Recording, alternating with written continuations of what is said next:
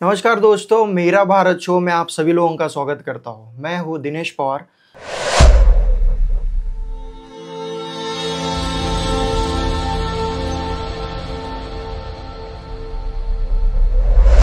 आप लोग मेरा भारत शो के सभी पॉडकास्ट जो हो रहे हैं उसके लिए बहुत सारा प्यार दे रहे हैं और हमारे जो शॉर्ट्स है उसको पसंद कर रहे हैं। और आप सभी के लिए आज हम लेके आए हैं एक मार्केटिंग एक्सपर्ट है जो हमारे दोस्त है मिस्टर स्वप्निल माजगांवकर। डिजिटाइज मैट्रिक्स के वो फाउंडर एंड सीईओ है। काफ़ी साल उन्होंने मार्केटिंग, डिजिटल, सोशल सभी तरीके के जो मार्केटिंग्स, आरओआई किस तरीके से हम जनरेट कर सकते हैं, सेल्स किस तरीके से बढ़ा सकते हैं, क्या मार्केटिंग स्ट्रेटेजी होनी चाहिए, इन सभी टॉपिक के ऊपर उन्होंने काफ़ी लोगों को पढ़ाया सिखाया है। आज उनकी खुद की कंपनी उन्होंने खड़ी की हुई है और आज उनसे जानेंगे और रूबरू करेंगे कि मार्केटिंग एग्जैक्टली किस तरीके से की जानी चाहिए, सेल्स कैसे बढ़ाना चाहिए। और मैं आशा करता हूँ कि आज हमारे इस पॉडकास्ट को काफ़ी सारे जो एंटरप्रेन्योर्स है, बिजनेसमैन है, जो लोगों ने स्टार्टअप शुरू किया हुआ है वो लोग देख रहे होंगे। और मैं 100% गारंटी के साथ आपको कह रहा हूँ कि आपको इस पॉडकास्ट के जो भी टॉपिक्स है वो काफ़ी बेनिफिशियल रहने वाले हैं। सो मैं वेलकम करता हूँ mister Swapnil Majgaonkar sir. Thank you so much, आपने हमारा इनविटेशन एक्सेप्ट किया और समय निकाल के आज इस पॉडकास्ट के लिए आपने उपस्थिति जगाई। Thank you Dinesh ji. आपको मुझे बहुत अच्छा लगा यहाँ पे आके आपसे बात करके। मैं मैक्सिमम ट्राई करूँगा कि मैं अपने तरफ से जो भी चीज़ें हैं वो देने का ट्राई करूँगा और 100% वैल्यू एडिशन दूंगा। जो भी मैंने सीखा है I will try to give you that. And thank you. मेरा भारत शो मैं बहुत दिन से देख रहा था, उसके शॉर्ट भी देख रहा हूँ। So that is a very good show. आपने बहुत ही अच्छा इनिशिएटिव लिया है and all the best for that. Thank you so much sir, thank you so much. जैसे ही स्वप्निल सर ने कहा कि वो वैल्यू एडिशन देंगे, तो उनको जितना नॉलेज है, उन्होंने जितनी एक्सपर्टीज इसमें ग्रैब की हुई है, अब तक हजारों लाखों बच्चों को उन्होंने जिस तरीके से स्ट्रेटेजी प्लान दिया हुआ है, काफ़ी बड़े रिनाउंड ब्रांड्स डिजिटाइज मैट्रिक्स के साथ काम कर रहे हैं। तो चलो दोस्तों शुरू करते हैं। स्वप्निल सर, आपके लिए मेरा पहला सवाल है, what is the difference between PR, advertising, marketing, sales? काफ़ी चीज़ें हैं, क्या ये हर एक चीज़ अलग अलग है या एक ही ब्रैकेट में बैठने वाली चीज़ें हैं? राइट। एक्चुअली दिनेश सर, ये सवाल बहुत ही लोग मुझे पूछते हैं। तो बेसिकली मैं बताना चाहूँगा कि मार्केटिंग को हम रिलेट कर सकते हैं as a being in relationship. ठीक है, अगर आप किसी को डेट कर रहे हो या फिर आप किसी के साथ लाइफ लॉन्ग रह रहे हो, so all that thing can be sum up into marketing. कैसे? अभी जैसे कि आप अगर एडवर्टाइज किया आपने, सो आपको कोई लड़की पसंद है, तो उसके सामने जाने के लिए व्हाट यू विल डू कि आप उससे कुछ इम्प्रेस करोगे। So that we can call it as advertising. लेकिन अगर आपको उसके साथ लॉन्ग टर्म कुछ रिलेशनशिप रहना है या फिर लॉन्ग टर्म रहना है, so you need to do branding. ठीक है, अगर उसके साथ फिर उसको ट्रस्ट बिल्ड करना पड़ेगा, कुछ इमोशनल इन्वेस्टमेंट करनी पड़ेगी, तभी जाके वो अपने साथ रहेगी। Correct. So that is called as a branding. तो और इसके आगे फिर पीआर आ जाता है। जैसे कि आपको वो लड़की पसंद है, उसके फ्रेंड ने बोला कि अरे दिनेश जी उससे जाके बात करो, वो अच्छे हैं। So that is called as a PR. उनको इनडायरेक्टली किसी ने जाके बोला कि yes, third party is very good, then उसके लिए जो भी आप एफर्ट डालेंगे वो सारी चीजें पीआर में आ जाती है। उसके साथ फिर हम बोल सकते हैं कि sales is like a proposing to the client. अगर आप वहां पे प्रपोज करके if she is accepting your proposal, then that is called as a sales. वहां पे कुछ एग्रीमेंट हो गया। सो सेल्स में बेसिकली, मार्केटिंग और सेल्स में डिफरेंस क्या होता है? सेल्स में एक चीज के ऊपर एग्रीमेंट होता है, मार्केटिंग में वी आर शोइंग देम ताकि वो आके अपने साथ कुछ एग्रीमेंट करे। एग्रीमेंट हमेशा पैसे के बारे में नहीं होता। It may be of different things, it may be barter system, it may be or हमें कुछ और चीजें दे रहे हैं उनसे, जहां से दोनों को वैल्यू एडिशन आ रहा है। और जब ये विन विन सिचुएशन आ जाती है, then we do the sales. तो ये बहुत सारी चीजें हैं। अगर सम अप किया जाए तो marketing is like dating someone, advertising is like impressing someone, campaign is like कि कौन से वे से आप इम्प्रेस कर रहे हो।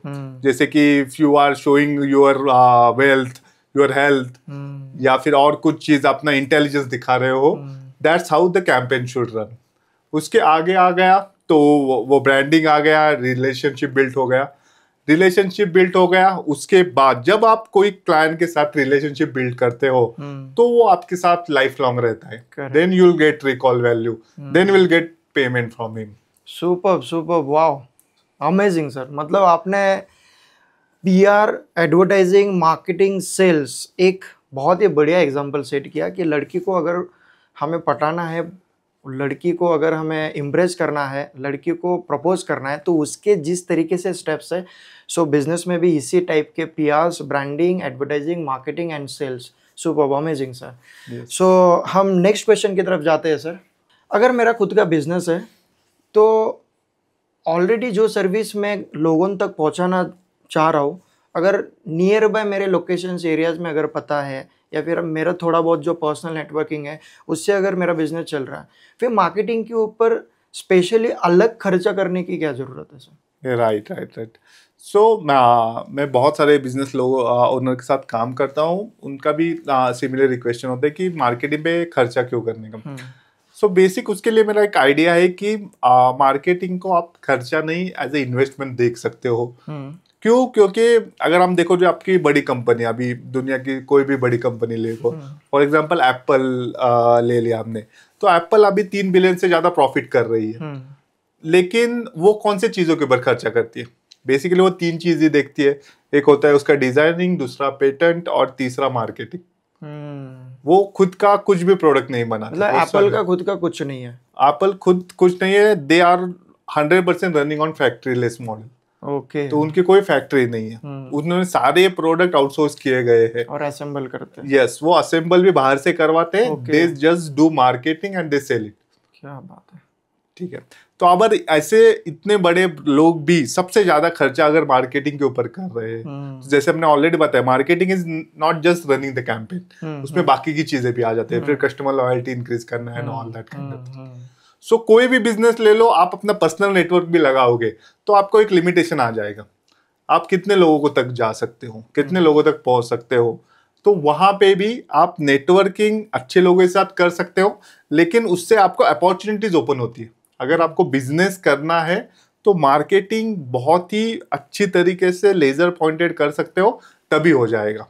जैसे कि मैं केस स्टडीज बनाता हूँ, अगर आप व्हाट्सएप सारे लोग यूज करते हैं, तो हम ऐसे नहीं बोल सकते कि व्हाट्सएप सबसे बड़ा या सबसे अच्छा मैसेजिंग प्लेटफॉर्म है। उससे अच्छे भी बहुत सारे प्लेटफॉर्म है, बहुत सारे फीचर्स है व्हाट्सएप पे बहुत लेट आए। जैसे उन्होंने चैनल अभी शुरू किया, स्टेटस अभी शुरू किया, उससे पहले टेलीग्राम, वो बहुत सारे चैनल थे जिसमें ऑलरेडी ये फीचर्स थे। फिर भी सबसे पॉपुलर कौन है? तो व्हाट्सएप।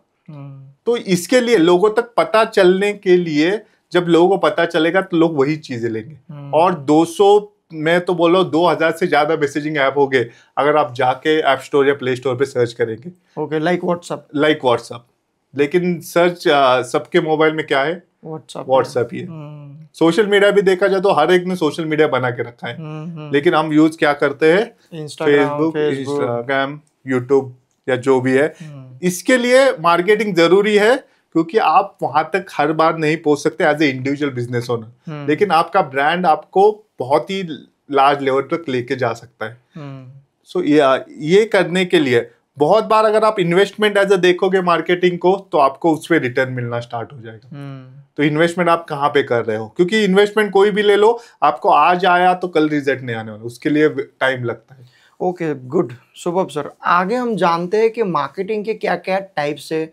इंडिविजुअल अगर अभी हमारे जो भी ऑडियंस व्यूअर्स अगर देख रहे हैं, तो हर एक का बिजनेस टाइप अलग है सर। कोई मैन्युफैक्चरिंग बेस में है, तो कोई सर्विस बेस में है। और उनकी हर एक लोगों की जो कैपिटल है वो भी डिफरेंट है, और उनका रीच है वो भी डिफरेंट है। कुछ चीजें हैं जो अभी हमारे ऑडियंस देख रही है, तो लोकल बिजनेस है, मतलब अपने एरिया के लिए ही सीमित है। बहुत से लोग हैं जो ऑनलाइन कर रहे हैं। जानते हैं कि मार्केटिंग के अलग अलग तरीके हैं, कौन सी स्ट्रेटेजी हमने अप्लाई करनी चाहिए, कब करनी चाहिए, कितना इन्वेस्टमेंट उसके लिए सही रहेगा, जानते हैं आपसे आगे। लेकिन अगर मेरा बिजनेस है तो मैंने मार्केटिंग की जो शुरुआत है वो कहाँ से करनी चाहिए सर?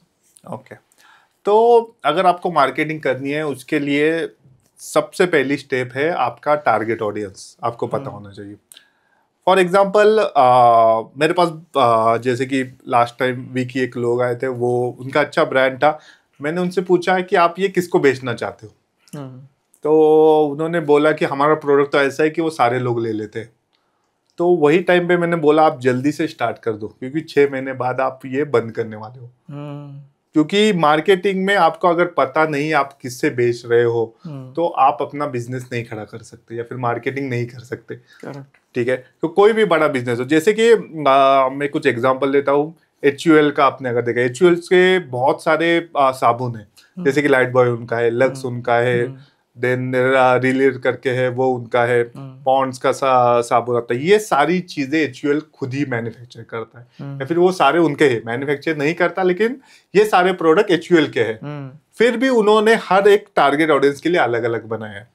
जैसे कि आपको स्टार जैसी बॉडी चाहिए, स्टार जैसे स्किन चाहिए, उसके लिए क्या है, लक्स है।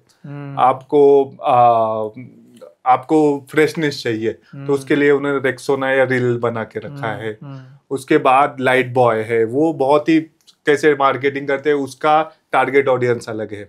जैसे कि आपका अगर टारगेट ऑडियंस डिफाइंड है तो आप बहुत सारी चीजें कर सकते हो। जैसे कि आप पैकेजिंग में वो हिसाब से बना सकते हो। देखो, एप्पल को एक प्रीमियम फील देना होता है तो उसके पैकेजिंग में वही चीज आ जाती है। आपको अगर आपके ब्रांड को थोड़ा जेन जी टाइप बनाना है तो आप वो हिसाब से अपना पैकेजिंग बना सकते हो। तो जो भी एक्सपीरियंस आप आपके टारगेट ऑडियंस को दोगे वहां से ही आपका उसके साथ एक रिलेशनशिप बिल्ड होगा। क्योंकि आपका पैकेजिंग भी टारगेटिंग ऑडियंस, पैकेजिंग तो एक एग्जांपल हो गया, आपका डिजाइन हो गया, आपका मार्केटिंग हो गया, आपके कम्युनिकेशन हो गए, सारी चीजें आपके टारगेट ऑडियंस के अराउंड ही घूमनी चाहिए। तभी जाके आपका बड़ा ब्रांड बन सकता है, बड़ा बिजनेस खड़ा हो सकता है। ग्रेट स्वप्निल सर, आपको हम इंस्टाग्राम पे फॉलो कर रहे हैं और मैं ऑडियंस को भी बताऊंगा कि स्वप्निल सर बहुत बढ़िया केस स्टडी उठाते हैं और उस ब्रांड्स के बारे में उनका रिसर्च बहुत डीपली होता है और सिंपल 1 मिनट के अंदर आपको उस ब्रांड की जो भी इंफॉर्मेशन है, क्या हुआ, कितना अर्निंग, किस तरीके से उसके एस्टेब्लिशमेंट थी, सभी चीज़ें बहुत डिटेल में बताते हैं। मैं अभी स्क्रीन पे जो इंस्टा आईडी में मेंशन कर रहा हूँ वो स्वप्निल सर का इंस्टाग्राम आईडी है। मैं ज़रूर लोगों को कहूँगा कि प्लीज़ फॉलो करो अगर आपको रुचि है बिजनेस में। तो सर, आपकी वीडियोस में देखता हूँ, बहुत कुछ सीखने लायक होता है, समझ में आता है कि बड़े ब्रांड्स क्यों इतने अच्छे से ग्रो कर पाए। तो इंडिया एक ऐसा देश है, भारत में बहुत अलग अलग बड़े ब्रांड्स ने अपने कैंपेन्स बहुत बढ़िया तरीके से रन किए सर। और मेरे को भी रुचि है कि एक एडवर्टाइजिंग प्लेटफॉर्म किस तरीके से वो चूज़ करते हैं, उनका कैंपेन किस तरीके से डिज़ाइन करते हैं, इमोशनल टच बहुत बढ़िया होता है उन लोगों का। तो आपका अब तक का सबसे बेहतरीन और सबसे पसंदीदा जो कैंपेन है वो किस ब्रांड्स का रहा और कौन सा है, प्लीज़ बताइए। ओके। तो उसमें तो मुझे 2-3 कैंपेन बहुत पसंद है। जैसे मुझे IPL की जो पहली वाली ऐड आती थी जब IPL स्टार्ट हुआ था, so they have done some tremendous work. लेकिन रिसेंटली वो सिर्फ अभी प्लेयर को नचा रहे हैं, so I don't like that. लेकिन अगर एक कंसिस्टेंसी अच्छा कोई एड परफॉर्मेंस दे रहा है ना, तो मुझे लगता है वो फेविकॉल है। Right, yes. हम बचपन से अगर देख रहे हैं ना, फेविकॉल की याद हमेशा अपने दिमाग में रहती है। और अगर हम उन्हें प्रोडक्ट देखे तो क्या बेच रहे हैं, जो ऐसा प्रोडक्ट बेच ले जो ना आप यूज करोगे ना मैं यूज करने वाला। राइट, वो कारपेंटर यूज करेगा। करेक्ट, ठीक है, तो वो भी हमें मालूम नहीं कि वो वही यूज करेगा नहीं। फिर भी ये पेडियालाइट जो का उनकी पेरेंट कंपनी है, they are running a tremendous campaign. तो उसके लिए मैं मतलब कि उसके बाद उन्होंने फेविक्विक भी लाया था, सो उसके भी कैंपेन वही हिसाब से रन हुए थे। तो वो ब्रांड एक्सप्लोड हो गया। अभी मार्केट में कोई है ही नहीं। लेकिन फेविकॉल क्या बेचता है, इफ यू आप अगर डीप में जाएंगे तो फेविकॉल एडेसिव बेचता है। लेकिन हमें कितने लोगों को मालूम है फेविकॉल एक एडेसिव है, और कौन सा दूसरा ब्रांड है जो अपने दिमाग में आता है फेविकॉल छोड़ के? हमें तो ऐसे ही, मतलब कॉमन पीपल लोगों को ऐसे लगता है कि चिपकाने का तो फेविकॉल ही चाहिए। यस, लेकिन वो एडेसिव है करने के लिए। तो इससे बड़ी मार्केटिंग क्या हो सकती है कि आपने पूरे मार्केट का नाम ही अपना नाम कर दिया, पैरेलल कर दिया उसके लिए। लाइक टूथपेस्ट को मतलब कोलगेट को ही हम आजकल टूथपेस्ट मतलब कोलगेट ही है, ऐसा लगता है कि कोई दूसरा ब्रांड है ही नहीं, मतलब जो टूथपेस्ट है उसी का ही नाम कोलगेट है। लाइक फेविकॉल भी वैसे ही होगा, फेविकॉल वैसा हो गया, इवन वैसे वही हिसाब से देखे तो एमसिल, तो एमसिल एक्चुअली एक इपॉक्सी कंपाउंड है। तो वो नाम तो किसी को मालूम नहीं, हम दुकान में जाके थोड़ी बोलेंगे इपॉक्सी कंपाउंड दे दो, तो हम बोलेंगे क्या एमसिल दे दो करके। सो ये पावर होती है मार्केटिंग की, कि अगर आप अच्छी तरीके से मार्केटिंग कर पाओ तो पूरा मार्केट शेयर आपका हो जाता है करने के लिए। सो यही चीज है, इसीलिए मुझे फेविकॉल का कैंपेन बहुत ही अच्छा लगता है।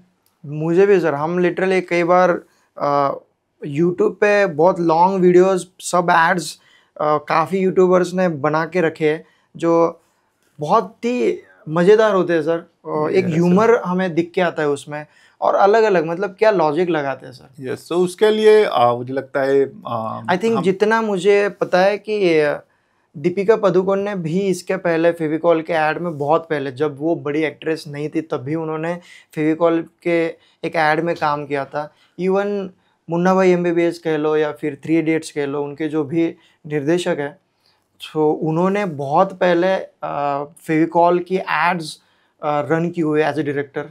So, बहुत बढ़िया ह्यूमर था सर। यस यस, फेविकॉल के ऐड का जो जब जहाँ तक मुझे मालूम है सबसे बड़ा क्रेडिट जाता है पीयूष पांडे जी को। So they right now I think he is running Ogilvy advertising. So Ogilvy is the biggest company world wide for the marketing. उनके बहुत सारे केस स्टडी है, इवन IPL का जो मैंने दिया वो भी ओगिलवी रन करता है। सो वहाँ पे भी आपको अगर मार्केटिंग का जानना है तो इट्स लाइक अ इंसाइक्लोपीडिया। आप वो उनको भी जाके फॉलो कर सकते हो, उनके पॉडकास्ट देख सकते हो। So he is a great person, मैंने भी बहुत सारी चीजें उनसे सीखी है। सो डेफिनेटली वो उनके ऐड बहुत ही अच्छे होते हैं। इवन जो वोडाफोन का जुजू का कंसेप्ट था, सो that is also develop by him. और उससे भी बड़ी चीज, जब मोदी जी के फर्स्ट टाइम इलेक्शन हुआ था तो अब की बार मोदी सरकार, ये भी लोगन उनके हिसाब से ही आया था। So, मतलब वो कंपनी कैंपेन डिजाइन करते वक्त ऐसा लगता है कि बस ये तो वन लाइनर है, लेकिन जब वो कैंपेन सक्सेसफुल होता है तब उसकी पावर पता चलती है। राइट, वही चीज होती है कि एक लाइन ही हमेशा क्या हो जाती है, एक रिलेशनशिप बिल्ड करते हैं। मैं हमेशा बोलता हूँ आपको ब्रांड को एज ए ह्यूमन ही ट्रीट करना है, तभी जाके ये ह्यूमन ये क्या बोल रहा है। वैसे ही मैं एक और एग्जांपल देता हूँ कि रेमंड द कंप्लीट मैन, ठीक है, ये कैंपेन एक था। जब कंप्लीट मैन ये कैंपेन लॉन्च नहीं हुआ था तब रेमंड के साथ सियाराम, ओनली विमल, ये सारे ब्रांड थे, वो सेम ही लेवल पे थे। लेकिन रेमंड ने सिर्फ एक कैंपेन ये लॉन्च किया, द कंप्लीट मैन। उसके बाद वो सिर्फ वो हिस्ट्री बन गया, बाकी के ब्रांड पीछे रह गए। रेमंड ने 60% मार्केट शेयर ले लिया सिर्फ एक कैंपेन की बदौलत। सो ये पावर है मार्केटिंग का। उससे पहले भी वही फैब्रिक दे रहे थे, उससे पहले भी वही चीजें दे रहे थे, लेकिन क्या चेंज हुआ, उनका कम्युनिकेशन चेंज हुआ, लोगों के दिमाग में बैठ गया this complete man. So everybody wants to be that complete man. So हमें कंप्लीट मैन करना है, so we need to feel Raymond. Then वहां से जब 10-15% पे मार्केट शेयर पे खेल रहे थे, वो 60% पहुंच गए। 7,000 से ज्यादा स्टोर है ऑल ओवर इंडिया एक ब्रांड। तो ये पावर होता है जब हम अच्छी तरीके से अपना एक लाइनर भी बनाते हैं तो like men will be men. Yes, वो या सबको वो क्या बेस्ड है, they are doing surrogacy advertising, that's what we call in marketing term, कि उन्हें प्रोडक्ट कुछ और बेचना है लेकिन वो दिखाते कुछ और है। So that is the also some kind of marketing जो बहुत सारे लोग, जैसे किंगफिशर ने भी वही किया था। एंड जो भी बड़े ब्रांड जो डायरेक्टली मार्केटिंग नहीं करते, वो indirectly marketing, which is called as surrogacy advertising. अच्छा, मतलब इसमें डायरेक्टली प्रोडक्ट को नहीं बेचते, बट कहीं ना कहीं वो इमोशंस कनेक्ट करके फिर एट द एंड वो फिर प्रोडक्ट दिखाते हैं। Right. So main will be main. अभी वहां पे अगर कैंपेन हमने ब्रेक डाउन किया तो वो कौन है टारगेट ऑडियंस? यंगस्टर्स से ज्यादा जो ऑफिस जाने वाले लोग हैं। हाँ, राइट, हाँ, ठीक है। तो वो उनका देखो, जो भी पर्सन होता है उसकी वाइफ होती है, कुछ ना कुछ उसके बारे में होता है, तो ऑफिस जाता है, उनके टाई होते हैं, ये सारी चीजें। तो ऐसे जब दोस्त मिलेंगे तो क्या करने वाले, they are going to drink. तो वो ड्रिंक करने वाले क्या ड्रिंक करना चाहिए वो, so it is not showing as a premium और समथिंग। जो ऑफिस गोइंग मिडिल क्लास लोग हैं उनके लिए ये ड्रिंक्स बनाया हुआ है। That's why they are saying men will be men, and उनका जो भी कैरेक्टर है वो वही होता है। जैसे कि आपने देखा होगा, लोगों का पेट निकला हुआ है, कोई हीरोइन आ जाती है, वो पेट अंदर ले लेते लिफ्ट के अंदर। यस। सो दैट वो क्या होता है, एक ह्यूमर भी चला जाता है और लोगों को समझ में भी आता है कि यस ये ब्रांड किसके लिए है। सर आपने तो बता दिया कि आपका फेवरेट कैंपेन फेविकॉल का रहा है, लेकिन सबसे बुरा घटिया कैंपेन अगर किसी का रहा होगा वो किसका है सर? ऐसे घटिया कैंपेन तो अगर देखा जाए ना तो एक पर्सनली मेरी फेवरेट प्रोडक्ट था, लेकिन मुझे लगता है कि वो कैंपेन अच्छा नहीं चला, इसके लिए वो चल नहीं पाया। वो थी टाटा नैनो, ठीक है। अच्छा। वो एक गाड़ी अच्छी थी, अगर मैंने बेसिक देखा था, रिव्यूज देखे थे, सब देखा था, लेकिन उसका जो नाम हो गया कि हम टाटा नैनो देखते तो क्या बोलते कि उन्होंने भी क्या किया कि इतना हाइप ऑलरेडी उनको मिल चुका था, उसके ऊपर उनको बिल्ड करना था, लेकिन वो अच्छी तरीके से कर नहीं पाए। उन्होंने क्या टर्म निकाला कि वर्ड चीपेस्ट कार। सो अगर ये चीप वर्ड आ जाता है तो हमारे दिमाग में क्या चीजें आ जाती है, हम चाइनीज लोग जो चीजें उनको चीप बोलते हैं, मतलब ये क्वालिटी लेस है या फिर कम क्वालिटी वाली चीज है। वो चीप की जगह के अगर उन्हें रीजनेबल बोला होता या फिर स्मार्ट बोला होता तो वो टाइम पे क्या हो जाता कि हमारा परसेप्शन चेंज हो जाता। अभी हम सबको, हम गाड़ी लेते हैं अपनी मजबूरी दिखाने के लिए नहीं लेते, हम लोगों को दिखाने के लिए लेते हैं वी कैन अफोर्ड इट। अगर हम बोल रहे हैं कि अरे आपने चीप गाड़ी ले ली तो मुझे कैसे लगेगा नैनो का ओनर बनने के बाद, राइट। तो क्योंकि ये मेरी एक चीज है और लोग उसे चीप बोल रहे हैं, तो इसके लिए ये कैंपेन या फिर ये मार्केटिंग एफर्ट है वो इतने मुझे सक्सेसफुल नहीं लगे। इसकी वजह से उसके बाद अभी MG हेक्टर ने भी एक गाड़ी निकाली है, वो भी उतनी छोटी है, लेकिन ये जो गाड़ी 1.5 लाख में वगैरह आती है वो गाड़ी लोग 15-20 लाख में ले रहे हैं। करेक्ट। हाँ। क्यों? क्योंकि उसकी पोजीशनिंग राइट है। So they are not calling it cheap, they are calling it smallest car और कॉम्पैक्ट कार। वही पोजीशनिंग अगर टाटा नैनो अच्छी तरीके से दे पाता तो वो प्रोडक्ट सुपर हिट हो सकता था, ऐसे मुझे लगता है। तो वैसे अगर देखा जाए सर तो नैनो और MG कॉमेट की अगर साइज देखा जाए तो सेम ही है, लेकिन आज MG कॉमेट ने काफी अच्छा एक्सप्लोर खुद को कर लिया है। एग्जैक्टली तो वही है कि यहाँ पे मार्केटिंग चेंज आ जाता है। अगर वहां पे अगर चीपेस्ट का नहीं होता तो मे भी आज हर जगह पे आपको नैनो दिख जाती, लेकिन अनफॉर्चुनेटली 2 साल पहले उन्होंने अपना पूरा प्रोडक्शन बंद कर दिया नैनो का। क्यों? क्योंकि उसकी मार्केटिंग में बहुत सारे इश्यूज आ गए थे।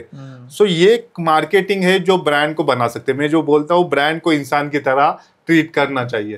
तो अगर कोई इंसान चीप है तो हम उसको अपने साथ नहीं रखने वाले।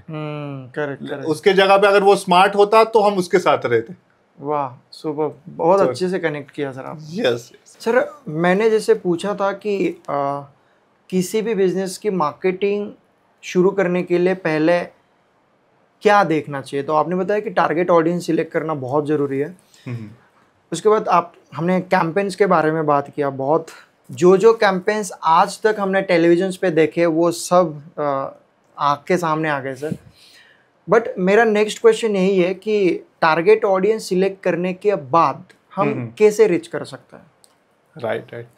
तो टारगेट ऑडियंस एक बार आपका डिफाइन हो गया है कि मुझे इसको बेचना है। अभी मार्केटिंग में नेक्स्ट जो इम्पोर्टेंट चीज आती है वो होती है कम्युनिकेशन।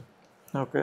कम्युनिकेशन इज व्हाट कि हम इसको क्या है, लोगों तक हमें क्या दिखाना चाहिए, हम क्या मैसेज सेंड कर रहे हैं थ्रू आवर ब्रांड, ये बहुत ही इंपॉर्टेंट चीज हो जाती है। अगर उसमें भी हम कुछ एग्जांपल ले लिया तो डेयरी मिल्क कैडबरी, तो डेयरी मिल्क कैडबरी की एक्चुअली चॉकलेट है होता किसके लिए? चॉकलेट सबसे ज्यादा एक तो बच्चों के लिए, और फिर लड़के जो लड़की को दे सकते हैं वो तो फिर थ्रू द चॉकलेट इम्प्रेस कर सकते हैं, या फिर उस टाइप का दिमाग में बैठ गया ऐसा। राइट। सो बेसिकली क्या है, चॉकलेट सबसे ज्यादा बच्चे ही खाते हैं, ठीक है। लेकिन अगर बच्चों को ही चॉकलेट खिलाता तो बच्चे पूरे दुनिया में कितने 20-30% है। तो डेयरी मिल्क में सोचा अभी वो 20% के लिए झगड़ने के लिए पूरा 80% मार्केट खुला है। तो उन्होंने क्या किया, बड़े लोगों को कैडबरी खिलाना स्टार्ट कर। आपने वो ऐड देखी होगी, कुछ का स्वाद है जिंदगी का, कुछ मीठा हो जाए। यस, कुछ मीठा हो जाए, पप्पू पास हो गया। अभी देखो कोई भी उनके एड्स में आपको कभी बच्चे नहीं दिखेंगे। वो क्या कर रहे हैं, सारे बड़े लोगों को चॉकलेट खिला रहे। अगर वो ऐसा नहीं करते तो वो 20% में रह जाते, और जो 80% बड़े लोग हैं उनको छोड़ देते। मतलब ये कैंपेन इतना इम्पोर्टेंट फैक्टर है सर। राइट। कि आपको टारगेट ऑडियंस अगर आपको सिलेक्ट करना है, वो सिलेक्ट करने के बाद आपको कैंपेन की जो कॉन्सेप्ट है वो भी रिलेटेबल होनी चाहिए। राइट। मार्केटिंग का यही एक बहुत ही अच्छा पॉइंट है कि आपको क्या करना है, डिमांड जनरेशन में वर्क करना है। ठीक है, अगर वो लड़की आ रही है, क्या खा रही है और बोल रही है कुछ स्वाद है जिंदगी का, उसके बाद कुछ भी इवेंट हो जाए, जैसे पप्पू पास हो गया तो हमें क्या खिलाना है, कैडबरी खिलानी है। हमारे इंडियन ट्रेडिशन के अनुसार हम क्या करते हैं, हम स्वीट कुछ खिलाते हैं, तो they are trying to replace that sweet with Cadbury. तो वो चीज है, इसके लिए पप्पू पास हो गया। उनका नेक्स्ट कैंपेन आया था शुभारंभ करके। शुभारंभ में भी क्या किया, कुछ अच्छा चालू कर रहे हो तो क्या खिलाओ। तो राइट, किसी चीज की अगर शुरुआत कर रहे हो तो फिर डेयरी मिल्क दे दो करने के। सेलिब्रेशन आ गया उनका। सेलिब्रेशन में क्या है, अगर सिस्टर को आपको गिफ्ट देना है तो पहले तो हम क्या देंगे, कुछ लाडू या वो टाइप की मिठाई देते हैं। So they are trying to replace that with celebration. तो फिर मतलब डेयरी मिल्क का देखा जाए तो सर, रक्षाबंधन से हो या दिवाली हो या कोई भी उत्सव हो, तो वो कहीं ना कहीं कनेक्शन उन्होंने दिया हुआ है। राइट। डेयरी मिल्क का मैं आपको बात बता दूं, डेयरी मिल्क का सबसे बड़ा कॉम्पिटिटर कौन है? नेस्ले कंपनी है उसकी, जो मेन है इंडिया में। उनका सबसे बड़ा कॉम्पिटिटर है कि जो हलवाई बैठे दुकान में, वो है।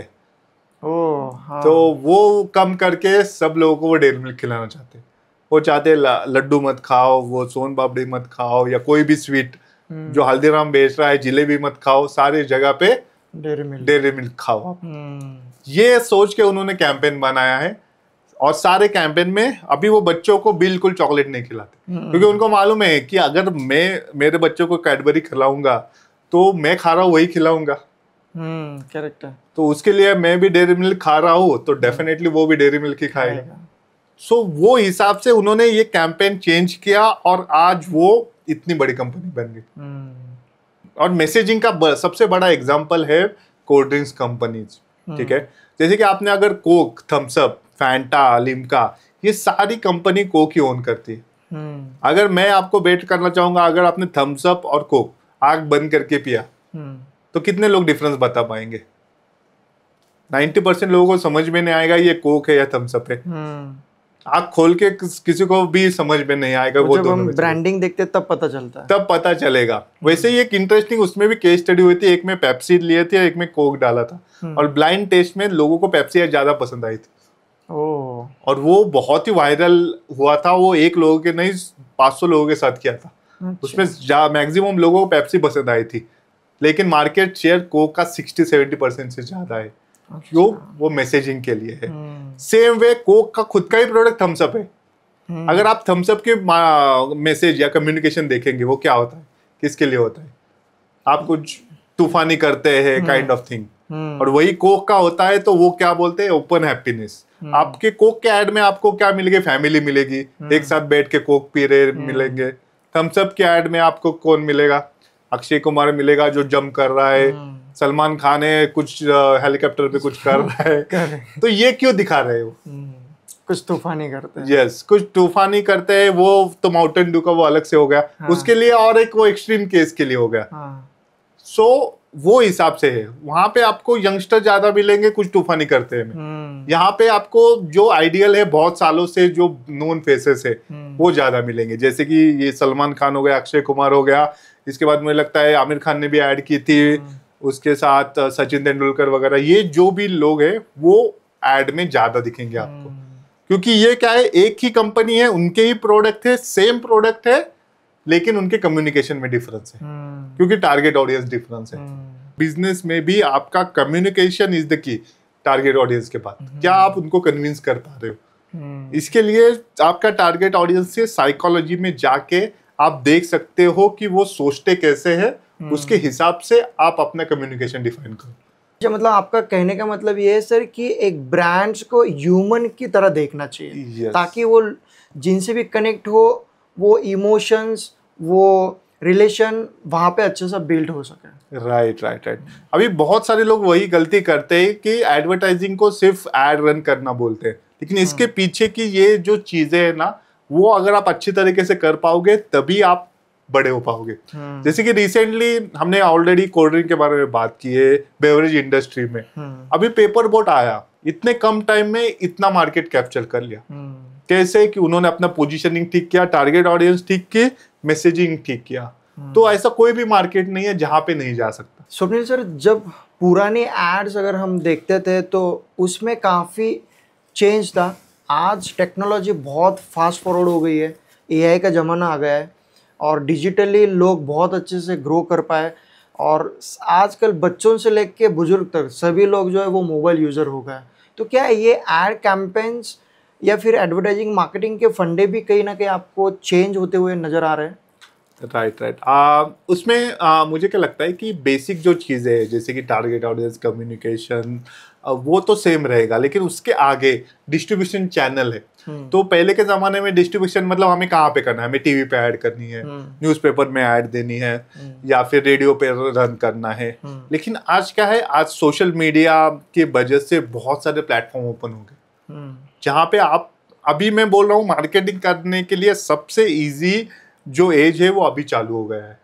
क्योंकि आप 500 रुपये जेब में है तभी आप मार्केटिंग स्टार्ट कर सकते हो, तभी आपको लीड भी आ सकती है, आप लोगों तक रीच कर सकते हो। कितने लोगों तक रीच किया वो भी आप देख सकते हो। अगर एक 15-20 साल पहले जाए, टीवी के जमाने में हम बता भी नहीं सकते थे कितने लोगों ने देखा, उसका इम्पैक्ट क्या हुआ, वो बाद में आपको समझ में आएगा कि सेल हुआ या नहीं। और कोई में छोटा बिजनेस है तो मैं सोच भी नहीं सकता मुझे टीवी पे जाके ऐड देनी है। कोई भी बजट में आप अपनी एड स्पेंड कर सकते हो। लेकिन अभी आप जैसे बोला कि डेफिनेटली मार्केटिंग की डायनामिक चीजें, बहुत सारी चीजें चेंज होती है। तो अभी एआई आ गया है, तो एआई के वजह से मार्केटिंग में भी बहुत सारे चेंजेस हो गए।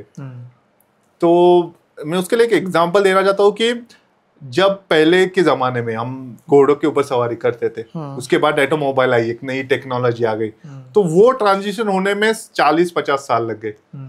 नेक्स्ट आ गया, उसके बाद क्या है, कंप्यूटर्स आ गए। तो कंप्यूटर आने के बाद वो हर घर में कंप्यूटर आने को एक 20 साल लग गए। उसके बाद नेक्स्ट स्टेज आया, वो मोबाइल का आया कि मोबाइल, पहले तो सादे फोन थे, अभी स्मार्टफोन हो गए, तो वो भी ट्रांजिशन होने को 10 साल लग गए। अभी नेक्स्ट उसके बाद आया इंटरनेट रिवोल्यूशन, जिसमें ये सोशल मीडिया वगैरह आ गया। तो ये 5 से कम साल में ये सारी चीजें आ गई। अभी नेक्स्ट क्या आ रहा है, नेक्स्ट आ रहा है एआई। तो एआई मुझे लगता है कि 2 साल में, ऑलरेडी उसका 1 साल हो गया है, अगले 2-3 साल में सारे जगह पे एआई ही होने वाला है। तो ऑब्वियसली मार्केटिंग में भी होगा ही वो। अगर मार्केटिंग में वो होगा अगर, और वो हम अच्छी तरीके से हैंडल नहीं कर पाए, तो डेफिनेटली हम अपने बाकी के कॉम्पिटिटर से पीछे रह जाएंगे। करेक्ट। तो इसके लिए हम एडॉप्ट कैसे एआई कर सकते हैं वो देखना है, क्योंकि आप, कोई आर्ग्यू नहीं कर सकता है कि एआई इतना तो बढ़ेगा नहीं। अभी ऑलरेडी वो बढ़ चुका है। वी कैन नॉट से कि एआई आएगा, वो ऑलरेडी आ चुका है। ठीक है, अभी मे भी मशीन लर्निंग स्टेज में है, we can argue on that, लेकिन there is something which is disturbing the creative work also. क्योंकि इससे पहले बाकी वर्क ज्यादा कंप्यूटर आया था तो मे भी रिपीटेटिव वर्क हुआ था, वो कम हो गया था। क्रिएटिव लोगों को कभी ऐसा कोई थ्रेट नहीं था। लेकिन अभी के टाइम पे एआई क्रिएटिव वर्क भी कर सकता है। करेक्ट। सो वहां पे भी अपने को एक थ्रेट है। थ्रेट को आप एज ए अपॉर्चुनिटी भी देख सकते हो। अगर आपने वो अच्छी तरीके से अडॉप्ट कर लिया, so you will be like a huge thing. तो यही टाइम है जब आप ये अपॉर्चुनिटी ग्रैब कर सकते हो। जैसे कि माइक्रोसॉफ्ट ने कंप्यूटर के स्टार्ट में किया था, एप्पल में उसके स्टार्ट में किया था। ये स्टेज को बोलते हैं अर्ली एडॉप्टर। अभी एआई की अर्ली एडॉप्टर की स्टेज है। If you can adopt AI right now, then आप भी नेक्स्ट माइक्रोसॉफ्ट, नेक्स्ट एप्पल यहाँ बैठे बना सकते हो। सर बहुत बढ़िया बताया आपने कि एआई अगर हम देखें तो बहुत कुछ अच्छा दे भी रहा है, और अभी अगर फ़िलहाल मैं एआई की बात करूँ तो काफ़ी लोगों की जान भी ले रहे हैं, क्योंकि बहुत से लोगों के क्रिएटिव फील्ड में बेसिकली जो लोग काम कर रहे हैं उनके जॉब सच में खतरे में है। सो मैं एआई की हेल्प से मैं स्क्रिप्ट राइटिंग कर ले रहा हूँ सर। एआई की हेल्प से मुझे वीडियो कंटेंट या स्टॉक बनाने, सर्च करने में इजी हो जा रहा है। तो मुझे लगता है कि जितना अच्छा है उतना ह्यूमन के लिए डेंजरस भी है। लेकिन खैर, अगर हम एआई को पॉजिटिवली देखें तो बहुत बड़ा चेंज होने वाला है। एआई की अगर बात करें तो सभी फील्ड में बहुत बेहतरीन रोल निभाएगा आगे जाके। और थोड़ा डर भी लगता है सर कि क्रिएटिवली आजकल तो खैर हम जो पॉडकास्ट अब जिस कैमरा से शूट कर रहे हैं, कभी कभी हमें डर होता है कि कहीं ऐसा भी ना आ जाए कि शूट करने की भी ज़रूरत ना पड़े। बट खैर वैसा होगा नहीं, कुछ चीज़ें जो है वो चाहिए होती है सर। एआई कितना भी बेहतरीन काम कर ले लेकिन फिर भी हमें कस्टमाइजेशन जो है वो क्रिएटिवली करना ही पड़ता है। सर मेरा नेक्स्ट क्वेश्चन है आपके लिए कि जैसे एआई के ज़माने में काफ़ी लोग सोशल मीडिया यूज़ बहुत डिफरेंटली यूज़ कर रहे हैं, तो advertising platform right from newspaper advertising, जो पेपर में ब्रोशर डिस्ट्रीब्यूशन होता था, फ्लेक्स पे होता था या टेलीविज़न रेडियो पे जो होता था, मुझे ऐसा लगता है कि काफ़ी लोगों के सवाल होंगे कि मेटा ऐड कर रहे हैं, मेटा ऐड करो, मेटा से ये बेनिफिट मिलेगा, मेटा सबसे बेहतर है। तो आपको क्या लगता है कि मेटा किस तरीके से वर्क कर रहा है और मेटा एग्जैक्टली है क्या? राइट। सो बेसिकली मेटा अगर हम देखा जाए तो मेटा में क्या क्या आता है, फेसबुक, इंस्टाग्राम, व्हाट्सअप। और इंडिया में देखा जाए ना तो लगभग 90% मोबाइल में ये सॉफ्टवेयर है या फिर ये ऐप है करने के लिए। और मेटा का खुद का ही डेटा है कि लगभग ऑन एन एवरेज 2 घंटे हर इंसान ये 3 प्लेटफॉर्म के ऊपर स्पेंड करता है डेली। ठीक है, सो इतना सारा मतलब स्पेंड करता है, मतलब क्या है, वो चीज़ें देखता है, उसके साथ एंगेज होता है, उसे लाइक करता है, कमेंट करता है या डिसलाइक करता है या फिर वो देखता नहीं है। तो ये सारा जो चीज़ें है ना वो मेटा के बैकएंड में एनालाइज होती है करने के लिए। सो अगर देखा जाए कि मेटा का प्रोडक्ट क्या है, तो मेटा बेचता क्या है, ये अगर क्वेश्चन पूछा जाए तो फेसबुक एक्चुअली फ्री में है, उसके लिए तो कुछ हमें लॉगिन करने के लिए तो पैसे नहीं देने हैं। फिर वो क्या बेचता है? सो बेसिकली मेटा के प्रोडक्ट क्या है, उसके यूजर्स है, मतलब हम जो मेटा यूज कर रहा है वो सारे मेटा के प्रोडक्ट है।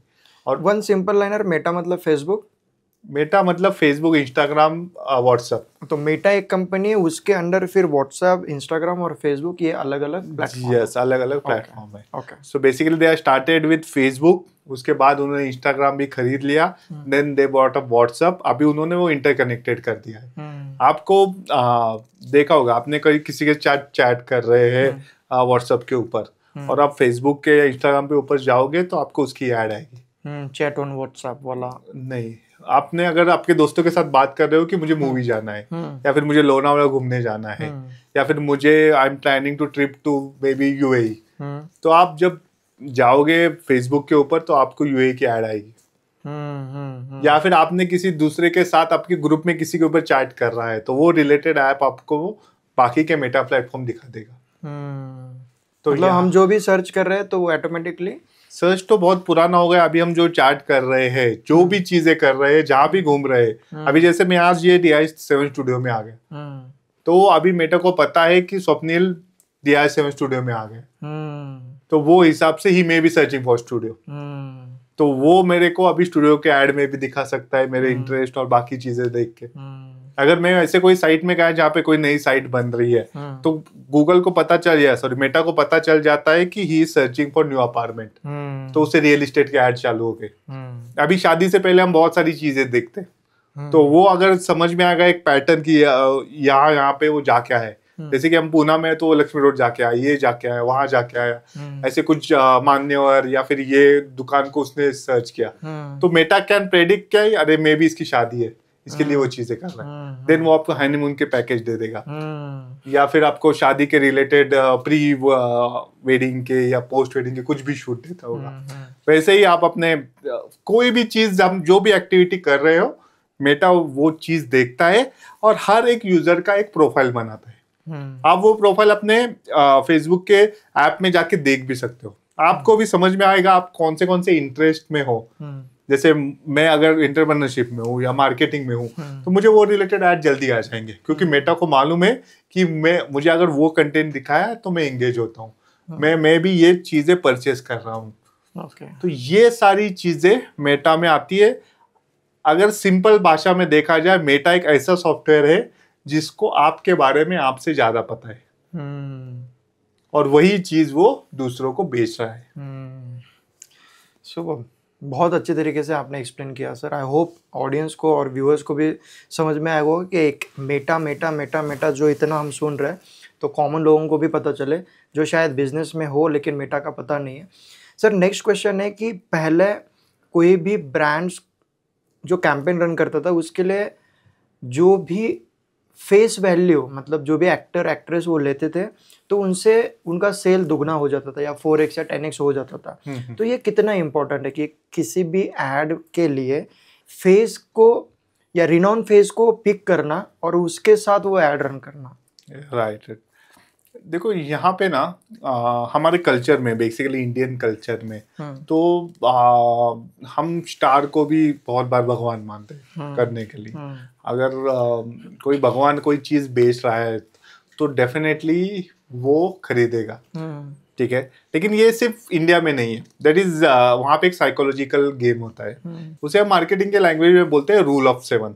उसमें क्या है, अगर एक आदमी को आप 7 अलग अलग वे से देखो, 7 अलग अलग चैनल के ऊपर देखो, और उसके साथ आपके 11 से ज्यादा इंटरेक्शन हो गए और 7 घंटे से ज्यादा उसने, अगर आपने उसका कंटेंट कंज्यूम किया, सो वो आपका इन्फ्लुएंसर बन जाता है, ठीक है। जैसे कि पहले क्या था, पहले पावर सिर्फ फिल्म स्टार के पास थी, क्योंकि उनको ही हम 3 घंटा 4 घंटा देख सकते हैं। तो अगर उनको इतना देख रहा है कि उनका एक इमेज अपने back of the mind ready हो जाती है। अगर आगे जाके वो कुछ बेच रहे हैं, क्योंकि they are influencer in our mind, तो definitely we will go there and हम कुछ उसके ऊपर एक्शन लेंगे। कोई रैंडमली आके बोल रहा है कि ये चीजें ले लो, और अमिताभ बच्चन जी आके बोले कि यस ये चीज अच्छी है, मैंने खरीदी है, so definitely what we are going to choose, will go with what Amitabh Bachchan is saying, because उसको हमने इतने बार देखा है, उनका एक इमेज है कि जो हमारे दिमाग में है। अगर वैसे ही गए, हम क्रिकेट के स्टेडियम में गए, एक रैंडमली कोई कोच है जिसका 50 साल पुराना एक्सपीरियंस है, उसने बोला कि ये बैट अच्छी है, लेकिन सचिन तेंदुलकर की एड आई, वो बोला ये बैट ले लो, देन हम क्या करने वाले हैं, definitely what will Sachin will say, will definitely go for that. So फिर क्या हो जाता है, हम जो डिसीजन है कि वो हमेशा ना इमोशनली लेते हैं। हमें बहुत बार लगता है कि हम लॉजिकल डिसीजन ले रहे हैं। सो एक सिंपल टर्म है, we will take every decision emotionally and will find some logic to support that decision, फिर हम उसके ऊपर घूमते रहते हैं। तो ये फिर भी वो एप्पल का सबसे बड़ा एग्जांपल वही है। सो एप्पल के यूजर है, उनको बोला कि एप्पल बुरा है, तो वो डिफेंसिव हो जाते करने के लिए। क्यों? क्योंकि उनका इतना इन्फ्लुएंस है ब्रांड का भी। तो इसके लिए फेस वैल्यू बहुत इंपॉर्टेंट है। जब फेस आती है तो अगर हमें 100 तक पहुंचने के लिए कोई फेस मिल गया है तो मे बी 10 स्टेप में हम पहुंच सकते हैं। अगर आपको इंडिविजुअल जाना है तो आपको 100 स्टेप लगेंगे, फास्टर ग्रोथ मिलती है। यस, तो ये ग्रोथ, ये बूस्ट मिलने के लिए फेस जरूरी होता है। लेकिन अभी क्या है, अभी के जो जमाने में फेस की इतने सारे फेसेस है, या फिर आप खुद भी फेस बन सकते हो जिससे अपने ब्रांड का, जिससे we call it as a personal branding. अभी देखो सारे जो फाउंडर है वो सारे लोग पॉडकास्टिंग कर रहे हैं, सारे लोग सोशल मीडिया पे आ रहे हैं। जो कभी भी नहीं मिल रहे थे ऐसे लोग भी आपको वहां पे दिखेंगे। क्यों? क्योंकि they know the power of personal branding, social media and this thing. Super sir, UGC ये वर्ड भी हमने काफ़ी बार सुना है, लेकिन यूजीसी का एग्जैक्टली फुल फॉर्म क्या है और यूजीसी किस टाइप से वर्क करता है सर? यस, यूजीसी का बेसिक अगर देखा जाए तो UGC called is user generated content. मतलब आपकी ऑडियंस अगर आपके लिए कंटेंट बना रही है, so that is called as UGC. और ये ब्रांड के लिए बहुत ही इंपॉर्टेंट होता है। अभी इसका सिंपल एग्जांपल है फेसबुक, या फिर हम मेटा पूरा देख सकते हैं। मेटा क्या है? एक सोशल मीडिया प्लेटफॉर्म है जहाँ पे कंटेंट डालता है, लेकिन खुद कोई कंटेंट डालता है क्या मेटा? बहुत कम, या फिर निग्लिजिबल कंटेंट डालता है। उसके लिए कौन है? कोई कंटेंट क्रिएटर है जो कंटेंट डाल रहा है, तो उसके लिए तो वो यूजर हो गया, तो वो यूजीसी हो गया। तो सारा मेटा अभी इतने जो करोड़ों रुपए लेके बैठा है वो क्या है? यूजर जनरेटेड कंटेंट थ्रू ही बैठा है। अगर अपने ब्रांड के लिए ऐसा कोई आ जाए, जैसे कल मेरा ब्रांड है डीटच मैट्रिक्स, कल 100 लोग आए डीटच मैट्रिक्स के बारे में कंटेंट बनाना स्टार्ट कर दिया, देन क्या हो जाएगा? मेरा ब्रांड ऑटोमेटिकली बूम हो जाएगा। ऑब्वियसली अगर पॉजिटिव बोला तो करने के लिए। सो वहां पे क्या हो जाएगा, यूजर है जो कंटेंट जनरेट कर रहा है और अपने डाल रहा है, तो that is called UGC content. अगर कोई भी ब्रांड को आगे डालना है या फिर उसकी क्रेडिबिलिटी इंक्रीज करनी है, उसके लिए यूजीसी बहुत जरूरी है। Correct, okay, perfect. So you are the founder and CEO of Digitize Matrix. Right. Digitize Matrix एक कंपनी क्या है? तो ये आरओआई फोकस एजेंसी है। आरओआई फोकस एजेंसी मतलब क्या? ओके, सो आरओआई मतलब रिटर्न ऑन इन्वेस्टमेंट। ठीक है, सो हम क्या करते हैं, हमारे साथ अगर कोई काम कर रहा है या फिर हमारे साथ मार्केटिंग में इन्वेस्ट कर रहा है, विल मेक श्योर कि उसे उसका रिटर्न मिले। So if you are investing 10 lakh with us, so will make sure कि आपको उससे 10 लाख, 15 लाख, 20 लाख, 50 लाख, 1 करोड़ तक मिल जाए। और we are very transparent about that. हर महीने आप हमारे सोशल मीडिया पे जाके देखोगे, हर महीने हम ये पब्लिकली अनाउंस करते हैं कि लास्ट मंथ हमने कितना स्पेंड किया, कितने लीड जनरेट हुए, क्या कन्वर्जन रेट था, कितने कन्वर्जन हुए और उनकी वैल्यू क्या है और हमारा आरओआई कितना जनरेट हुआ है। आई डोंट थिंक कोई अदर एजेंसी ये चीजें कर रही है। Simply you are providing a positive leads. Yes, so उसके वो अगर करना है तो उसके लिए क्या करते हैं, we provide maximum qualified leads. Okay, तो जितने ज्यादा क्वालिफाइड लीड्स होंगे उतने आपके कन्वर्जन बढ़ेंगे, जितने कन्वर्जन बढ़ेंगे उतना अपना रेवेन्यू बढ़ेगा। जितना रेवेन्यू बढ़ेगा तो रेवेन्यू के हिसाब से अगर आप इन्वेस्टमेंट देखोगे, then you will generate ROI. So ये हम कंसिस्टेंटली पिछले 5 सालों से करते आ रहे हैं। और हमारे लास्ट 5 मंथ का हमारा रिजल्ट देखा तो सारे ब्रांड मिला के हमने मोर देन अराउंड 5 लाख के आसपास लीड जनरेट किए। सुपर्ब। और जो हमारा टोटल रेवेन्यू जनरेशन है सारे क्लाइंट का मिला के, वो मोर देन 200 करोड़ से ज्यादा होगा। क्या बात है। सो ये चीजें हैं, ये हम बहुत ही रिगर से ट्रैक करते हैं। इसके लिए हमारे कस्टमर के साथ हम बहुत सारे कॉल लेते हैं, उनसे डेटा लेते हैं, डेटा इनपुट करते हैं कैंपेन में, और फिर हम मैक्सिमम लीड देते हैं जो क्वालिफाइड हो जाए और उनका बिजनेस बढ़े। ओके, ये तो हो गया सर डिजिटाइज मैट्रिक्स का फॉर्मूला जो आपने बताया कि आरओआई फोकस एजेंसीज मतलब क्या, कि आप मैक्सिमम क्वालिफाइड लीड्स आप क्लाइंट्स को प्रोवाइड कर रहे हो और 200 करोड़ से भी ज़्यादा आपने रेवेन्यू जनरेट किया हुआ है सब क्लाइंट्स मिला के। Great, superb sir.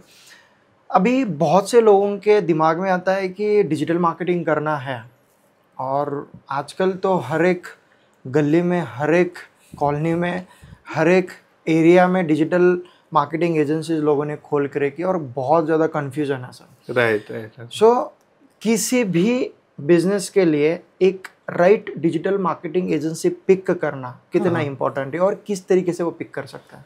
राइट, आप जो बोल रहे हो बिल्कुल सही है कि मैं जब डिजिटल मार्केटिंग सिखाता था स्टूडेंट को, तो हर स्टूडेंट में अगर स्टूडेंट 100 है उसमें से 30% लोग बोलते थे मुझे एजेंसी स्टार्ट करनी, और वो स्टार्ट भी कर देते थे, कोई उनके रिश्तेदार या फिर फ्रेंड्स में से किसी को करना होता था। और ये करते करते मेरे आंखों के सामने more than I think 500 digital marketing agency start हो चुकी है विद इन 3 ईयर्स करने के। मतलब हर रोज कोई ना कोई एक एजेंसी स्टार्ट कर रहा है। सो लेकिन वो एक तो क्या होता है, उनका एक्सपीरियंस नहीं होता, तो वो they should not go that long, they can not go that long. तो उसके लिए अगर आपको डिजिटल मार्केटिंग एजेंसी चूज करनी है तो basically you need to see their own marketing campaign. ऐसे मुझे पर्सनली लग रहा है। एक तो पहले क्या है, उनका एक्सपीरियंस देखो, क्योंकि क्या होता है बहुत सारे लोग दिखाते हैं लेकिन जो इम्प्लीमेंट कर रहे हैं उनका एक्सपीरियंस क्या है, उन्होंने अभी तक कितना बजट हैंडल किया है, कौन से क्लाइंट के लिए क्या रिजल्ट दिया है। अगर वो केस स्टडी नहीं दिखा सकते, ये ट्रांसपेरेंसी नहीं है, then I don't think you should go for that agency. ठीक है। सेकंड है कि वही है कि आपका एम्प्लॉय स्ट्रेंथ, क्योंकि डिजिटल मार्केटिंग कोई एक लोगों का या फिर 2 लोगों का काम नहीं है। उसके लिए you need good content writer, उसके लिए you need good graphic designer, video editor है, ये सारी टीम होगी तभी आप कर सकते हो। बहुत सारे मार्केटिंग एजेंसी है जिससे मैक्सिमम 5 लोग 6 लोग रन कर रहे हैं और वो बातें करते हुए करोड़ों की। कई तो सर आपने तो 5-6 लोगों की बात कर ली, मैंने तो कई लोग ऐसे देखे कि single person with single laptop, और वो कह रहे मार्केट में कि we are the digital marketer. Right, so सब भी लोग डिजिटल मार्केटर बन गए हैं आइडियली, क्योंकि क्या है, एक कोर्स कर दिया, अभी गूगल भी सर्टिफिकेट, बहुत सारे यूट्यूब के ऊपर फ्री कोर्सेज है, वो एक अलग से हो गया तो वो डिजिटल मार्केटर बन गया। लेकिन डिजिटल मार्केटर सिर्फ इम्प्लीमेंटेशन नहीं, मेन जो पार्ट होता है मार्केटिंग का वो अगर मालूम नहीं है, जैसे कम्युनिकेशन, टारगेट ऑडियंस का एड्स, कैंपेन, ये नहीं मालूम है तो आपका पैसा तो डूबने वाला है। तो वो हिसाब से आपको सोचना पड़ेगा कि यस, ये अगर एक बंदा है तो ये कंटेंट कहाँ से लिखवा के लेगा और कौन किससे लिखवा के लेगा, उससे अगर वो बात करवा सकता है क्या। और कंटेंट जनरेट होने के बावजूद भी उसकी प्लेसमेंट सही तरीके से होनी चाहिए। यस, लेकिन जब ये सब चीजें ना, ये कोई एक्सपीरियंस बंदा ही कर सकता है करने के लिए। दैट्स व्हाई अगर आपको हायर करना है तो पहले उनका बैकग्राउंड देखो, उनका कुछ ट्रांसपेरेंसी देखो। अगर वो बोले हम परफॉर्मेंस मार्केट में अच्छे हैं तो कुछ रिजल्ट दिखाओ भाई, अगर आप इतने अच्छे हो। करेक्ट। अगर रिजल्ट नहीं दिखा पाया तो डेफिनेटली आप वहां से दूर भाग जाओ। मुझे खुद को ही कॉल आते हैं 10-15 महीने में, तो 10 कॉल आते ही है कि आपको डिजिटल मार्केटिंग करवाना है क्या। अच्छा, आपको ये दूसरे लोग यस फोन करके पूछ रहे हैं। हाँ। सो ये चीजें है, मार्केट भी बड़ा है नो डाउट, लेकिन उसमें कंपटीशन भी बड़ा है, तो आपको चूज करने में डेफिनेटली डिफिकल्टी होगी। लेकिन ये बेसिक रूल आप देख लीजिए, एक तो वो जो खुद के कैंपेन, उनकी ट्रांसपेरेंसी, क्या टीम है, कितनी टीम साइज है, और फिर कि उसने आपके इंडस्ट्री में कुछ काम किया है नहीं। करेक्ट। वाह, सुपर। सर, अभी बहुत से लोग जो है खुद इंस्टाग्राम पे अपना कंटेंट डालने के बाद बूस्ट कर देते हैं या फेसबुक से बूस्ट कर देते हैं, और उनको लगता है कि डिजिटल मार्केटिंग एजेंसी के लिए काम क्यों देना है अपना, हम खुद ही कर लेंगे। राइट। सो वो सब कुछ संभाल लेता है। हाँ। और वन मैन आर्मी समझते हैं कि मैं बिजनेस भी कर लूँगा, मैं एडवर्टाइजिंग भी कर लूँगा, मार्केटिंग भी कर लूँगा, बिजनेस सेल्स भी मैं कर लूँगा, but practically it's not possible. Right. तो आपको क्या लगता है, आपके हिसाब से, आपको काफ़ी सालों का टीचिंग एक्सपीरियंस है, आप कंपनी शुरू करके 5-6 साल हो गए, और आपने काफ़ी बड़ा बजट जो है वो क्लाइंट्स के थ्रू आपने वो एग्जीक्यूट किया हुआ है। तो digital marketing agency actually choose करनी चाहिए, या फिर खुद को अगर आ रहा है तो फिर अपने हिसाब से हम बजट अपना ही सेट कर ले और अपने तरीके से वो डिजिटल मार्केटिंग जो है वो कर ले। राइट।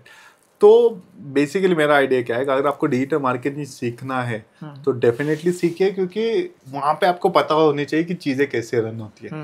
लेकिन जहाँ तक अगर आपको कैंपेन रन करने की बारी आए तो वहाँ पे मुझे लगता है बहुत डिफिकल्टी होगी, क्योंकि आप है ना, you can not be expert in everything. जैसे कि एक ब्रूस ली का एक बहुत ही फेमस कोट था कि मैं ऐसे आदमी से नहीं डरता कि जो 10,000 अलग अलग किक प्रैक्टिस करता है, मैं ऐसे आदमी से डरता हूँ जो एक किक 10,000 बार प्रैक्टिस करता है। क्या बात है। तो ये टाइम पे आप अपने बिजनेस में कौन सी चीज संभाल रहे हो, ठीक है, आप अपना प्रोडक्ट डिजाइन संभाल रहे हो, पैकेजिंग संभाल रहे हो, ऑपरेशन संभाल रहे हो, आपका की पॉइंट क्या है। उसमें भी अगर मार्केटिंग आप बोल रहे हो मैं मार्केटिंग में अच्छा हूँ, तो have you done that digital marketing, जिसमें आपने, जैसे कि हम अपना, मेरा पर्सनल एग्जांपल लेते हैं, मैं अभी क्यों इतना कॉन्फिडेंटली बोल सकता हूँ, मैंने अभी तक 10 करोड़ से ज्यादा स्पेंड किया है और उसमें बहुत सारी गलतियां की है, और उसमें से 50 लाख मैं तो बोल रहा हूँ गलतियों के लिए ही मैंने दिए कि ये नहीं करना था, ये करना था, ऐसे करना था, ऐसे करना था। तो ऑलरेडी मैंने जो गलतियां कर रखी है उससे मैंने ऑलरेडी सीखा है। अभी जो मेरे पास आऊंगा उसके लिए वो गलती मैं रिपीट नहीं करने वाला।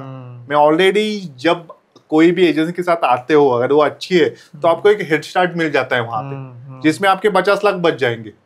और पैसे तो अलग बात है, लेकिन आपका टाइम जो बचेगा, क्योंकि आप मार्केटिंग सीखने जाओगे आपको इतना डीप में जाना पड़ेगा जिसके लिए आपको 2 साल लगेंगे, और अपना जो मेन काम है वो बाजू में वो रहना, वो तो वर्किंग आवर्स भी हम छोड़ देते हैं। इंडिया में मुझे लगता है ये वर्किंग आवर्स के ऊपर ज्यादा कोई ध्यान नहीं देता। फॉर एग्जाम्पल, आप क्या कैलकुलेट करते हो कि ठीक है बाबा 10,000 रुपए बच रहे हैं, मैं खुद ही करता हूँ। लेकिन अगर आप सोच रहे हो आपकी कंपनी आपको 1 करोड़ की करनी है तो आपको महीने के मिनिमम 10 लाख रुपए करने हैं। अगर महीने के 10 लाख करने हैं, 25 दिन आप काम कर रहे हो तो दिन के कितने हो गए, 40,000 रुपए हो गए। तो 40,000 में 8 घंटे, मतलब हर घंटे के आपके 5,000 है।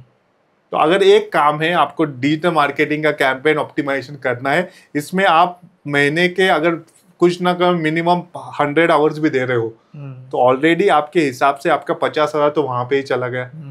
और ये 1 महीना नहीं, आपको 6 महीने, 8 महीने, 10 महीने करने। तो वो हिसाब से आप कैलकुलेशन में आपको वो बैठेगा नहीं। उसके अच्छा आप कोई एक्सपर्टाइज ले लो जो आपका 1 रुपये डालेगा और 10 रुपये जनरेट करके देगा। तभी जाके आप अपना बिजनेस ग्रो कर सकते हो, तभी जाके आपकी बैंडविड्थ रहेगी तो आप कुछ आगे जाके सोच सकते हो कैसे और ग्रो कर सकते हो। गुड, मतलब डिजिटल मार्केटिंग का अवेयरनेस होना चाहिए, बेसिक चीज़ें पता होनी चाहिए, वहाँ तक सीमित ठीक है, लेकिन खुद ही अपना business through the digital marketing आप रन कर रहे हो तो फिर कहीं ना कहीं ये रिस्की है। यस।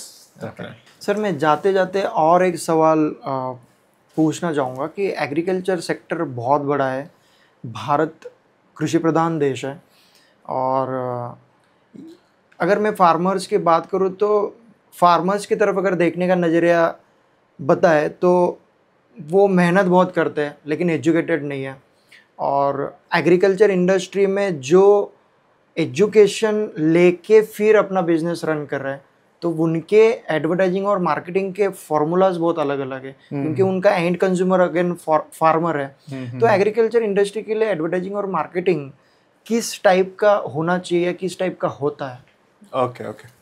सो एग्रीकल्चर देखा जाए ना तो इंडिया में अभी भी 70-80% लोग उसके ऊपर डिपेंड है करने के लिए, तो ये बहुत ही बड़ा सेक्टर है। हमने जैसे टारगेट ऑडियंस की बात की तो एग्रीकल्चर का टारगेट ऑडियंस या टारगेट बेस बहुत बड़ा है करने के लिए। मैं जानता हूँ ऑलरेडी हम बहुत सारे एग्रीकल्चर इंडस्ट्री में लोगों के साथ काम कर रहे हैं। We are working with Mahindra extensively, उनके बहुत सारे वर्टिकल के लिए हम काम कर रहे हैं। वो छोड़ के कुछ एग्रीटेक स्टार्टअप है उनके लिए हम वर्क कर रहे हैं। तो हमें एक चीज़ वहाँ पे दिखाई दी कि वहाँ पे जो कस्टमर एक्विजिशन है वो इजीली जनरेट कर सकते हैं। क्यों? क्योंकि बहुत सारे फार्मर्स है वो, और सारे फार्मर्स मोबाइल यूज करते हैं। जो हमने जो भी अभी तक सर्वे किया है, हमने बहुत सारे लोगों के इंटरव्यू भी लिया है, उसमें वो वही चीजें बोल रहे हैं। So they are using Facebook, वो वहां पे भी आते हैं, उनका एवरेज टाइम बाकी यूजर से ज्यादा है। तो वहां पे करना इज मार्केटिंग करना, अगर आपको टैक्टिक्स मालूम है तो you must do in that. और एग्रीकल्चर इंडस्ट्री अगर देखा जाए तो मैं बहुत दिनों से सोच रहा था कि जैसे कि हमारे ट्रांसपोर्टेशन में ओला उबर आ गए, वहां पे एक रिवोल्यूशन हो गया। अपने फाइनेंस में पेटीएम आ गया, गूगल पे आ गया, फोन पे आ गया, वहां पे एक रिवोल्यूशन हो गया। उसके बाद ई कॉमर्स में अमेजोन, फ्लिपकार्ट आए, वहां पे रिवोल्यूशन हो गया। अपने फूड इंडस्ट्री में वो जोमेटो, स्विगी आ गए। वैसे अभी एग्रीकल्चर इंडस्ट्री में कोई बड़ा प्लेयर नहीं आया जो वो इंडस्ट्री चेंज कर देगा, और इतना बड़ा पोटेंशियल है। तो डेफिनेटली वहां पे जो चीजें हैं वो एक अलग लेवल पे हो जाएगी। ये अमेजोन का, फ्लिपकार्ट का या फिर ये जोमेटो, स्विगी का सक्सेस है ना, वो एग्रीटेक के सामने बहुत ही छोटा लगेगा। क्योंकि स्विगी का आज भी देखा जाए तो स्विगी कितने यूजर्स हैं, मैक्सिमम 1-2-3 करोड़ तक जा सकते हैं, लेकिन एग्री यूजर कभी भी 40-50 करोड़ तक जा सकते हैं जो डेली यूज कर रहे हो। I am talking about active users. अगर इतने एक्टिव यूजर्स है तो वो तो मुझे लगता है व्हाट्सएप, यूट्यूब और इनके ही होंगे अभी तक। लेकिन उतने यूजर सिर्फ एक एग्रीटेक के हो सकते हैं, इतना बड़ा पोटेंशियल है। और हमें मालूम है अगर वहां पे कोई अच्छी तरीके से कर पाएगा मेटा एड्स या फिर गूगल एड्स, तो डेफिनेटली वो बहुत आगे जा पाएगा। सो आपको फार्मर को अगर टारगेट करना है so you should know basic things. कि फार्मर को लैंग्वेज बैरियर हो सकता है, तो वो हिसाब से उससे क्या पेन पॉइंट्स है, so you need to be on ground. वहां पे अगर आप ग्राउंड पे जाके देखोगे तो आपको और चीजें समझ में आएंगी जो आप ट्रांसलेट कर सकते हो in your campaign. Swapnil sir, thank you so much. आपने काफ़ी वैरायटी, जैसे पॉडकास्ट की शुरुआत में आपने वैल्यू एडिशन की बात की थी, at the end of the podcast मुझे भी फील हुआ कि सच में बहुत अलग अलग एडवर्टाइजिंग मार्केटिंग स्ट्रेटेजी के ऊपर हमने बात किया। आपकी जो कंपनी डिजिटाइज मैट्रिक्स, वो ROI फोकस एजेंसी किस तरीके से काम करती है, क्या स्ट्रेटेजी आपकी होती है, अब तक आपने कितना बजट हैंडल किया हुआ है।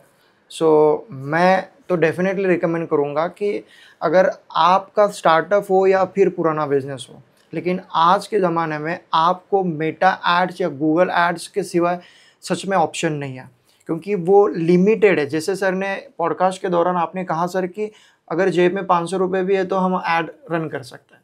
मतलब सीधी सी बात है कि हम 1 रुपया अगर डाल रहे हैं तो हमें 10 का अगर पोटेंशियल दिख रहा है, तो हमें 5x या 10x अगर रिटर्न मिल रहा है तो मुझे लगता है कि सबसे बेहतरीन प्लेटफॉर्म मेटा है सर।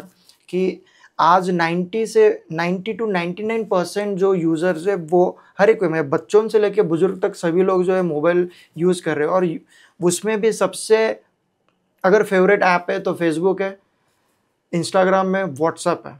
मुझे नहीं लगता कि किसी का मोबाइल है नहीं कि उसके फैमिली में व्हाट्सएप कोई यूज़ नहीं कर रहा है। राइट। और ये तीनों एक दूसरे से अच्छे से कनेक्टेड है, एक ही कंपनी के अंडर ये आते हैं। तो मुझे सही में लगा कि Meta ad is best. Google और मेटा ऐड से हमें अच्छी लीड्स, क्वालिफाइड लीड्स मिल रही है, उससे हम अपना जो बिज़नेस है वो अच्छे से ग्रो कर पाएँ। तो मैं व्यूअर्स को बताना चाहूँगा कि अगर आप पुणे या महाराष्ट्र से अगर बिलोंग कर रहे हैं तो डिजिटाइज मैट्रिक्स के लिए आप एक बार ज़रूर ये ऑप्शन ढूंढें। उनके कॉन्टैक्ट डिटेल्स हमने स्क्रीन पे शेयर करी हुई है। डिस्क्रिप्शन में भी डिजिटाइज मैट्रिक्स की सभी सोशल मीडिया प्लेटफॉर्म के लिंक्स हम मेंशन कर रहे हैं।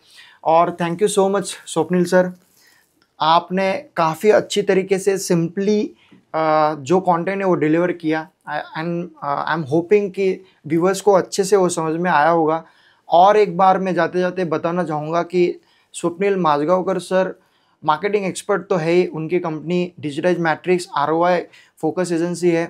तो आपको अगर स्वप्निल सर या फिर उनकी टीम से कांटेक्ट करना है तो आप स्क्रीन पे दिए हुए नंबर से आप कांटेक्ट कर सकते हो, या फिर डिस्क्रिप्शन में जाके उनके सोशल मीडिया प्लेटफॉर्म्स और उनका डिटेल जो है वो आप सर्च कर सकते हो। Thank you so much once again sir. Thank you very much Dinesh sir. तो बेसिकली ये बहुत ही अच्छा, और मुझे लगता है एक टाइम कैसे चला गया वो समझ में नहीं आया। और एक बहुत ही इम्पोर्टेंट बात मैं करना चाहता हूँ, जब मैं ये स्टूडियो में आया था तो ऐसा सेटअप मैंने पहले कभी नहीं देखा था। So that is a very professional team. और हम ऑलरेडी DI7 के साथ बहुत बार काम कर चुके हैं। We are working on various project, और उनका जो प्रोफेशनलिज्म है वो मैंने कोई दूसरे प्रोडक्शन हाउस या फिर स्टूडियो में नहीं देखा है। So these guys are very fantastic. तो आपको कुछ भी करना है, कोई भी टाइप का वीडियो शूट करना है, दिनेश सर खुद वहाँ पे जाके सारी चीज़ें करते हैं, which is very very recommendable. Because I know कि मैंने ऑलरेडी इसके पहले भी बहुत सारे स्टूडियो के साथ काम किया है, और उसके बाद DI7 आ रहा हूँ। तो आई कैन अश्योर यू, मैं अगले मिनिमम 30-40 साल तो DI7 के साथ ही काम करना है। Thank you so much. So definitely, I highly recommend you, Dinesh sir, and DI7 Studio. Thank you, sir, for giving me time and calling me on this podcast. Welcome sir, most welcome. Guys, अगर आपको ये podcast अच्छा लगा हो और आपके contact में, आपके परिवार में या फिर आपके कांटेक्ट लिस्ट में कोई ऐसा एंटरप्रेन्योर है या फिर उसका स्टार्टअप है, या किसी भी आपके दोस्तों को या किसी भी आपके नियर बाय कंपनीज़ को अगर डिजिटल मार्केटिंग से रिलेटेड क्वेरीज़ है, उनको जानकारी चाहिए, एडवर्टाइजिंग मार्केटिंग किस तरीके से वो कर सकते हैं, तो ये पॉडकास्ट उन तक ज़रूर पहुँचाइएगा। और इस पॉडकास्ट के हम शॉर्ट्स अलग से हम निकालने वाले हैं। तो डेफिनेटली हमारे मेरा भारत शो का इंस्टाग्राम और फेसबुक और यूट्यूब, इसके भी लिंक जो है हम इस डिस्क्रिप्शन में डाल रहे हैं। तो प्लीज़ अगर आप चैनल के लिए नए हो तो सब्सक्राइब ज़रूर कीजिएगा। बहुत बहुत धन्यवाद।